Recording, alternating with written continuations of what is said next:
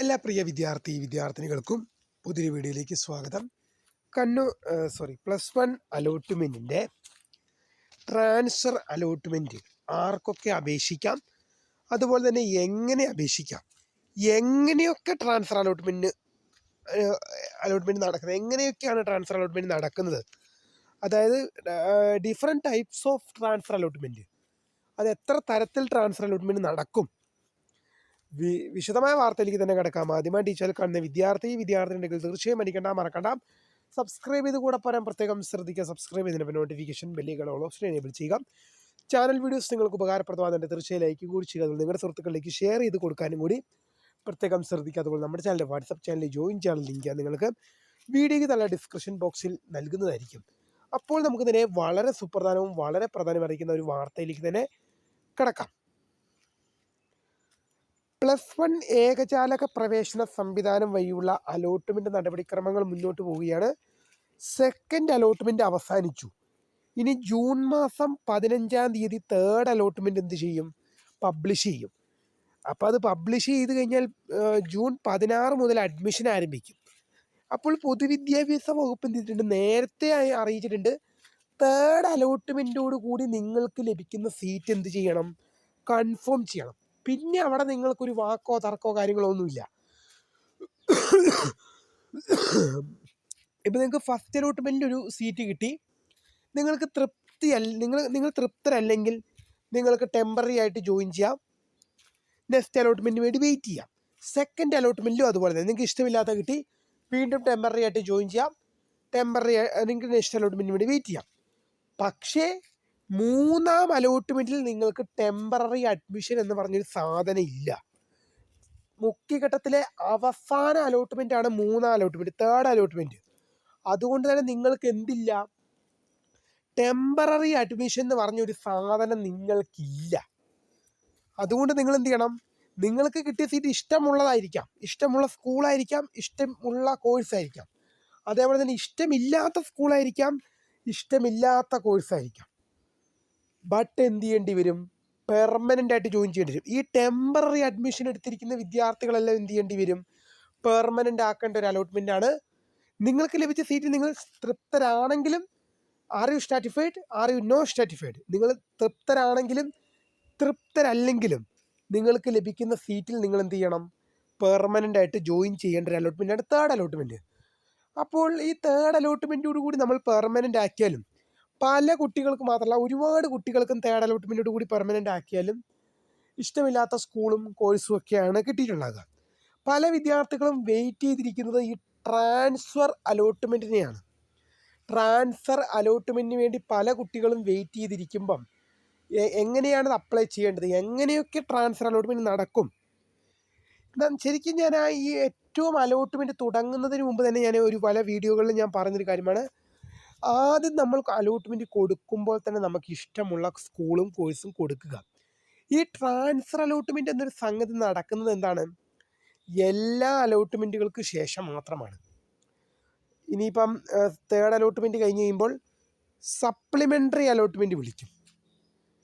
ചിലപ്പോൾ എല്ലാ വർഷങ്ങളിലും, കഴിഞ്ഞ വർഷമൊക്കെ സപ്ലിമെൻ്ററി അലോട്ട്മെൻറ്റിന് മുന്നേ ഒരു ട്രാൻസ്ഫർ അലോട്ട്മെൻറ്റ് ഉണ്ടായിരുന്നു. പക്ഷേ ഇത് ഈ വർഷം ഉണ്ടാകുമെന്ന് അറിയത്തില്ല. പക്ഷേ എന്തായാലും ഒരു ട്രാൻസ്ഫർ അലോട്ട്മെൻറ്റ് എന്തായാലും നടത്തും. സാധാരണ എല്ലാ വർഷങ്ങളിലും 2 ട്രാൻസ്ഫർ അലോട്ട്മെൻറ്റ് നടത്തും. ഒന്ന് സപ്ലിമെൻ്ററി അലോട്ട്മെൻറ്റിന് മുന്നേ, സപ്ലിമെൻ്ററി അലോട്ട്മെൻറ്റ് വരുന്നതിന് മുന്നേ എന്ത് ചെയ്യും? ഈ തേർഡ് അലോട്ട്മെൻറ്റിന് ശേഷം ഒരു ട്രാൻസ്ഫർ വിളിക്കും. പക്ഷേ ആ ട്രാൻസ്ഫറിനകത്ത് എന്ത് ചെയ്യാൻ പറ്റില്ല? ഫസ്റ്റ് ഓപ്ഷൻ അലോട്ട്മെൻറ്റായി ലഭിക്കുന്ന കുട്ടിക്ക്, ഒരു വിദ്യാർത്ഥി അല്ലെങ്കിൽ വിദ്യാർത്ഥിനിക്ക് അപേക്ഷിക്കാൻ സാധിക്കില്ല. ഈ ഒന്നാമത്തെ ട്രാൻസ്ഫർ അലോട്ട്മെൻറ്റ്, ഫസ്റ്റ് ട്രാൻസ്ഫറിൽ ഒരിക്കലും എന്ത് ചെയ്യാൻ പറ്റില്ല? ഒന്നാമത്തെ ഓപ്ഷൻ അലോട്ട്മെൻറ്റായി ലഭിച്ച ഒരു വിദ്യാർത്ഥി അല്ലെങ്കിൽ വിദ്യാർത്ഥിനിക്ക് അപേക്ഷിക്കാൻ പറ്റുകയില്ല. അപ്പോൾ പല വിദ്യാർത്ഥികളും ചോദിക്കുന്ന മറ്റു സംശയമാണ്, അപ്പോൾ ഈ ട്രാൻസ്ഫർ അലോട്ട്മെൻറ്റ് വിളിച്ചാൽ എന്താ? ഒന്നാം ഓപ്ഷൻ അലോട്ട്മെൻറ്റായി ലഭിച്ച കുട്ടികൾക്ക് എന്തില്ലേ? അവിടെ ഈ ട്രാൻസ്ഫർ അലോട്ട്മെൻറ്റോട് പ്രയോജനമില്ലേ? പ്രയോജനമുണ്ട്. അത് 2-ാം ട്രാൻസ്ഫർ അലോട്ട്മെൻറ്റാണ്. ഈ 1-ാം ട്രാൻസ്ഫർ അലോട്ട്മെൻറ്റ് സാധാരണ വിളിക്കുന്നത് തേർഡ് അലോട്ട്മെൻറ്റിന് ശേഷമാണ്. പക്ഷേ രണ്ടാം ട്രാൻസ്ഫർ അലോട്ട്മെൻറ്റ് വിളിക്കുന്നത് തേർഡ് അലോട്ട്മെൻറ്റിന് ശേഷമൊന്നുമല്ല. ആ തേർഡ് അലോട്ട്മെൻറ്റ് കഴിഞ്ഞ് സപ്ലിമെൻ്ററി അലോട്ട്മെൻറ്റ് നടത്തും. സപ്ലിമെൻ്ററി അലോട്ട്മെൻറ്റ് കഴിഞ്ഞ് സ്പോട്ട് അഡ്മിഷൻ നടത്തും. ഈ സ്പോട്ട് അഡ്മിഷനും കൂടെ ശേഷമാണ് രണ്ടാം ട്രാൻസ്ഫർ അലോട്ട്മെൻറ്റായിട്ട് HF കോൾ ഫോർ ചെയ്യുന്നത്. അപ്പോൾ എന്ത് ചെയ്യും? നിങ്ങൾക്ക് എന്ത് ചെയ്യാം? ഇതിനായിട്ട് അപ്ലൈ ചെയ്യാൻ സാധിക്കും. ഞാൻ എപ്പോഴും പറഞ്ഞൊരു കാര്യം തന്നെയാണ്, നമുക്ക് ഇഷ്ടമുള്ള സ്കൂളും ഇഷ്ടമുള്ള കോഴ്സും മാത്രമേ അലോട്ട്മെൻറ്റിൽ വെക്കാൻ പാടുള്ളെന്നുള്ളത്. അതിൻ്റെ ഗൗരവം നിങ്ങൾക്ക് കുറച്ച് കഴിയുമ്പോൾ, പലർക്കും മനസ്സിലായിട്ടുണ്ടാകാം, മനസ്സിലാകാത്തവർക്ക് കുറച്ച് കഴിയുമ്പോൾ അത് മനസ്സിലായിക്കോളും. കാരണം എന്താണെന്ന് വെച്ച് കഴിഞ്ഞാൽ, കാരണം ഈ ട്രാൻസ്ഫർ അലോട്ട്മെൻ്റ് എന്ന് പറഞ്ഞൊരു സംഗതി നടത്തുന്നുണ്ടെങ്കിലും അതിൻ്റെ ഗുണം കാര്യമായ രീതിയിൽ വിദ്യാർത്ഥികൾക്ക് ഉണ്ടാവുന്നില്ല എന്നുള്ളതാണ് വാസ്തവം. ചുരുക്കത്തിൽ പറഞ്ഞു കഴിഞ്ഞാൽ ഇത്ര മാത്രമേ ഉദ്ദേശിക്കുന്നുള്ളൂ. ഈ ട്രാൻസ്ഫർ അലോട്ട്മെൻ്റ് ഒരു 10 കുട്ടികൾ അപേക്ഷിച്ചാൽ ഒരു 8 കുട്ടികൾക്കും ട്രാൻസ്ഫർ അലോട്ട്മെൻറ്റ് കിട്ടില്ല എന്നുള്ളതാണ് വാസ്തവം. വളരെ ചുരുക്കം അപൂർവം കുട്ടികൾക്ക് മാത്രമേ കൊടുക്കുകയുള്ളൂ. കാരണം എന്താണ്? തേർഡ് അലോട്ട്മെൻറ്റിന് ശേഷം ഏകദേശം സീറ്റുകളൊക്കെ കേരളത്തിലെ ഒരു 80% സീറ്റുകളും തേർഡ് അലോട്ട്മെൻറ്റോട് കൂടി ഫില്ലാകും. എന്നാൽ ബാക്കിയുള്ള സീറ്റുകളിലേക്ക് ട്രാൻസ്ഫർ നടത്തിക്കൂടെ എന്ന് ചോദിക്കുന്ന വിദ്യാർത്ഥികളോട് പൊതുവിദ്യാഭ്യാസ വകുപ്പിന് അവിടെയും കുറച്ച് മാനദണ്ഡങ്ങളുണ്ട്. ബാക്കി 20% സീറ്റ്, ഇപ്പോൾ 100 സീറ്റ് എടുത്താൽ 20 സീറ്റ് അവിടെ ബാക്കിയില്ല, അപ്പോൾ 20 സീറ്റിലേക്ക് ട്രാൻസ്ഫർ അനുവദിച്ചൂടെ? അങ്ങനെ ചോദിക്കുന്ന വിദ്യാർത്ഥികളോട് പറയാനുള്ളത് എന്താണ്? തേർഡ് അലോട്ട്മെൻറ്റിൽ 80% വിദ്യാർത്ഥികൾ മാത്രമേ, ഒരു 80% വിദ്യാർത്ഥികൾ മാത്രമേ എന്ത് ചെയ്യുന്നുള്ളൂ? അലോട്ട്മെൻറ്റ് ലഭിക്കുന്നുള്ളൂ. തേർഡ് അലോട്ട്മെൻറ്റിന് ശേഷവും ഒരു 20%, കേരളത്തിൽ ആയിരക്കണക്കിന് കുട്ടികൾ എന്ത് ചെയ്യുവാണ്? തേർഡ് അലോട്ട്മെൻറ്റിന് ശേഷവും സീറ്റ് ലഭിക്കാതെ, എവിടെയും പ്രവേശനം ലഭിക്കാതെ പുറത്ത് നിൽക്കുന്ന ഒരവസ്ഥയായിരിക്കും വരും. എല്ലാ വർഷവും അങ്ങനെ വരാറുണ്ട്. പക്ഷേ തേർഡ് അലോട്ട്മെൻറ്റിന് ശേഷം ക്ലാസ് തുടങ്ങും. സപ്ലിമെൻ്ററി അലോട്ട്മെൻറ്റിൽ വരുന്ന കുട്ടികൾക്ക് എങ്ങനെ പോയാലും ഒരു 2-3 ആഴ്ചത്തെ ക്ലാസ്സുകൾ എന്തായാലും പോകും. ഒരു 2-3 ആഴ്ചത്തെ ക്ലാസ്സുകളൊക്കെ എന്തായാലും സപ്ലിമെൻ്ററി അലോട്ട്മെൻറ്റ് ലഭിച്ച് വരുന്ന കുട്ടികൾക്ക് പോകും. അപ്പോൾ ഈ പൊതുവിദ്യാഭ്യാസ വകുപ്പിന് ഈ ട്രാൻസ്ഫർ അലോട്ട്മെൻറ്റിനെ കഴിഞ്ഞും ഉത്തരവാദിത്വവും ലക്ഷ്യവും ഈ അലോട്ട്മെൻറ്റ് കിട്ടാത്ത കുട്ടിക്ക് സീറ്റ് കൊടുക്കുക എന്നുള്ളതല്ലേ? അതല്ലേ അതിൻ്റെ വാസ്തവവും ന്യായവും. കാരണം ഇപ്പോൾ ഒരു കുട്ടിയെ സംബന്ധിച്ച് ഇഷ്ടമില്ലാത്ത സ്കൂളായിരിക്കും, ഇഷ്ടമില്ലാത്ത കോഴ്സായിരിക്കാം. ആ വിദ്യാർത്ഥി എവിടെയെങ്കിലും അലോട്ട്മെൻറ്റ് കിട്ടാൻ വേണ്ടി കൊടുത്തതായിരിക്കാം. നമ്മൾ അലോട്ട്മെൻറ്റ് എപ്പോഴും കൊടുക്കുമ്പോൾ പറഞ്ഞുകൊണ്ട് ഇഷ്ടമുള്ള സ്കൂൾ, ഇഷ്ടമുള്ള കോഴ്സ് മാത്രമേ കൊടുക്കാൻ പാടുള്ളൂ. ബട്ട് എവിടെയെങ്കിലും ഒന്ന് കിട്ടിക്കൂട്ടി എന്ന് എഴുതി കൊടുത്തു. ബട്ട് അത് കിട്ടിയത് എന്തായി?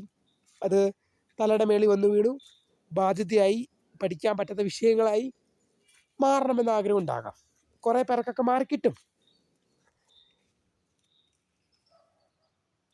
എന്നാലും പൊതുവിദ്യാഭ്യാസ വകുപ്പിന് എന്താണ് കൂടുതൽ ലക്ഷ്യം? ഇതുവരെ അലോട്ട്മെൻറ്റ് കിട്ടാത്ത കുട്ടികൾക്ക് കൊടുക്കുക എന്നാണ്. കാരണം എന്താണ്? കാരണം പൊതുവിദ്യാഭ്യാസ വകുപ്പ് നോക്കുമ്പോൾ എന്താണ്? അലോട്ട്മെൻറ്റ് കിട്ടിയ കുട്ടികളെ സംബന്ധിച്ച് അവർക്കൊരു സ്കൂളും കോഴ്സും ഉണ്ട്. അലോട്ട്മെൻറ്റ് കിട്ടിയ കുട്ടികളെ സംബന്ധിച്ച് എന്താണ്? അവരുടെ കയ്യിൽ എന്തുണ്ട്? ഒരു സ്കൂളും കോഴ്സും ഉണ്ട്. പക്ഷേ അലോട്ട്മെൻറ്റ് കിട്ടാത്ത കുട്ടികളെ സംബന്ധിച്ച് എന്താണ് അവരുടെ അവസ്ഥ? അവർക്ക് നിലവിലൊരു സ്കൂളും ഇല്ല, ഒരു കോഴ്സും ഇല്ല. അവർക്കൊരു സ്കൂളിലും ഇല്ല, ഒരു കോഴ്സും ഇല്ല. അപ്പോൾ അവരുടെ കാര്യത്തിലാണ് പൊതുവിദ്യാഭ്യാസ കൂടുതൽ ഉത്തരവാദിത്തം കൊടുക്കുക. കാരണം എന്താണ്? ആ കുട്ടികൾക്ക് എന്ത് ചെയ്യുക? ആ കുട്ടികളെ ഒരു സ്കൂളിൽ എന്ത് ചെയ്യുക? അഡ്മിറ്റ് ചെയ്യുക. അലോട്ട്മെൻറ്റ് കിട്ടാത്ത കുട്ടികൾ, ഇപ്പോൾ തേർഡ് അലോട്ട്മെൻറ്റിന് ശേഷം ഈ അലോട്ട്മെൻറ്റ് കിട്ടാത്ത കുട്ടികളുടെ ഒരുപാട് പേര് എന്താണ് ഇപ്പോൾ വളരെ സങ്കടത്തിലായിരിക്കും. കാരണം എനിക്ക് തന്നെ ഒട്ടേറെ പരിചയമുള്ള പേഴ്സണലായിട്ടും എന്താണ് അതുപോലെ തന്നെ ഇൻഡിവിജ്വലായിട്ടും ഒക്കെ പരിചയമുള്ള ഒരുപാട് കുട്ടികളൊക്കെ ഉണ്ട്. ട്രാൻസ്ഫർ തേർഡ് അലോട്ട്മെൻറ്റിന് ശേഷം അലോട്ട്മെൻറ്റ് കിട്ടാത്ത കുട്ടികൾ. അപ്പോൾ അവർക്ക് കരച്ചിലായിരിക്കും. അപ്പോൾ അവരുടെ കാര്യത്തിലാണ് കൂടുതൽ. ട്രാൻസ്ഫർ അലോട്ട്മെൻറ്റ് എങ്ങനെയാണ് അപേക്ഷിക്കേണ്ടത്? നിങ്ങൾ എങ്ങനെയാണോ +1 അലോട്ട്മെൻറ്റിന് അപേക്ഷിച്ചത്, അതേ രീതിയിൽ തന്നെയാണ് ട്രാൻസ്ഫർ അലോട്ട്മെൻറ്റിനും അപേക്ഷിക്കേണ്ടത്. നിങ്ങളുടെ പ്രൊഫൈൽ പേജിലേക്ക് ലോഗിൻ ചെയ്യുക. ശേഷം അവിടെ കോളേജും വേണ്ട കോഴ്സും എൻ്റർ ചെയ്ത് കൊടുക്കുക. എങ്ങനെയൊക്കെ എത്ര തരത്തിൽ ട്രാൻസ്ഫർ അലോട്ട്മെൻറ്റ് നടക്കുമെന്ന് ചോദിക്കുന്നത് എന്നോട് പറയാനുള്ളത് ഏതാണ്ട് 3-4 തരത്തിൽ 5 തരത്തിൽ നടക്കുന്നുണ്ട്. ഒന്നാമത്തെ തരത്തിൽ പറഞ്ഞാൽ സ്കൂൾ ടു സ്കൂൾ, ഒരു സ്കൂളിൽ നിന്ന് മറ്റൊരു സ്കൂളിലേക്ക്. ഒരു സ്കൂളിൽ ഹ്യൂമാനിറ്റീസ് പഠിച്ചൊരു കുട്ടിക്ക് അടുത്ത സ്കൂളിൽ ഹ്യൂമാനിറ്റീസിലേക്ക്. ഇതാണ് ഒരു ട്രാൻസ്ഫർ. അവിടെ സ്കൂൾ മാറുന്നുള്ളൂ, പക്ഷേ കോഴ്സ് എന്ത് ചെയ്തില്ല, മാറുന്നില്ല. ഇനി അടുത്തൊരു തരമാണ് സ്കൂൾ ചേഞ്ച് ഇല്ല, പക്ഷെ കോഴ്സ് ചേഞ്ച്. എങ്ങനെയാണെന്ന് വെച്ചാൽ ഒരു സ്കൂളിൽ സയൻസ് പഠിക്കുന്ന ഒരു വിദ്യാർത്ഥി അതേ സ്കൂളിലെ ഹ്യൂമാനിറ്റീസിലേക്ക് പോകണം. ഒരു സ്കൂളിലെ സയൻസ് പഠിക്കുന്ന ഒരു വിദ്യാർത്ഥി അതേ സ്കൂളിലെ ഹ്യൂമാനിറ്റീസിലേക്ക് പോകണം. രണ്ടാമത്തെ തരം. ഇനി മൂന്നാമത്തെ തരമുണ്ട്.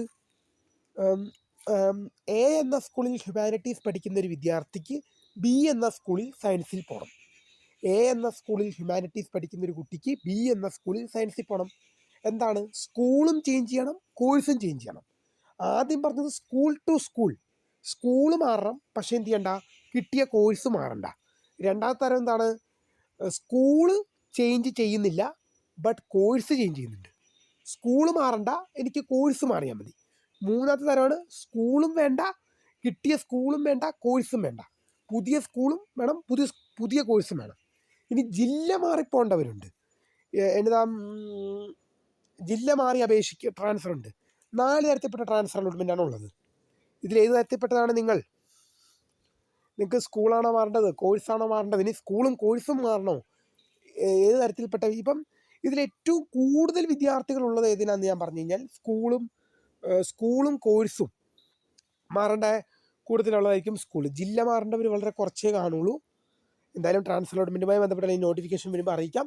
അപ്പോൾ പുതിയ വീഡിയോ കാണുന്നതിന് my name is Kritha, founder of screen for the career guide. Thanks for watching. By.